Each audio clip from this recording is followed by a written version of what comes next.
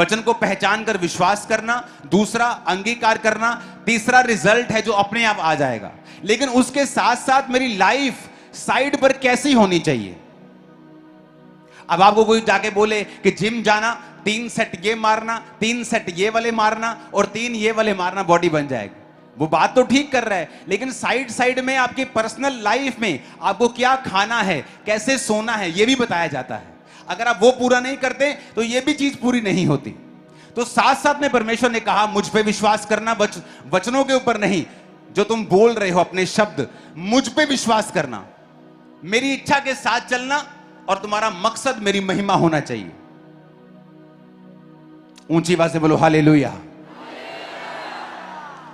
अब हमें यह बात समझ लेनी चाहिए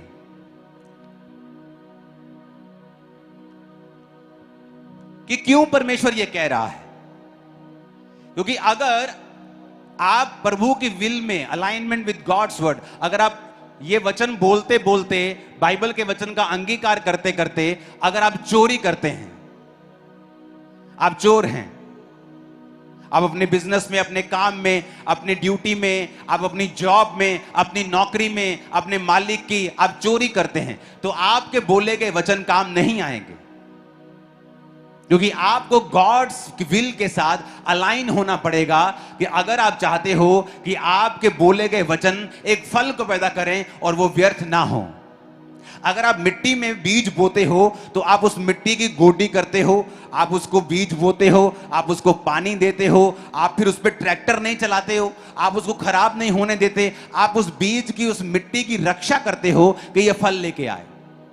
उसी तरह से आपके बोले गए वचन बीज हैं, आप जब बोलेंगे वो आएंगे, फल आएगा, लेकिन आपको अपने बोले गए बीजों की, अपने बोले गए वचनों की रक्षा करनी पड़ेगी। और रक्षा होगी आपके चरित्र से, आपके कैरेक्टर से। अगर आप गाली निकालने वाले व्यक्ति हैं, आपके बोले गए शब्द कभी भी फल नहीं लेके आएंगे जो आप परमेश्वर में बोलेंगे।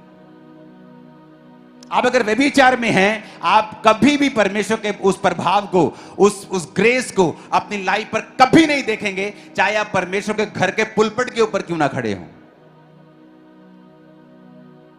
तो अलाइनमेंट विद गॉड्स विल ये बहुत इंपॉर्टेंट है। बाइबल कहती है, एक पिक्चर को जो मैंने आपको भेजी वो यहां हम देखेंगे। इस पिक्चर को बड़े ध्यान से देखना। ये हमें एक चीज दिखाती है। ये जो आपके सामने हम देख रहे हैं, मैं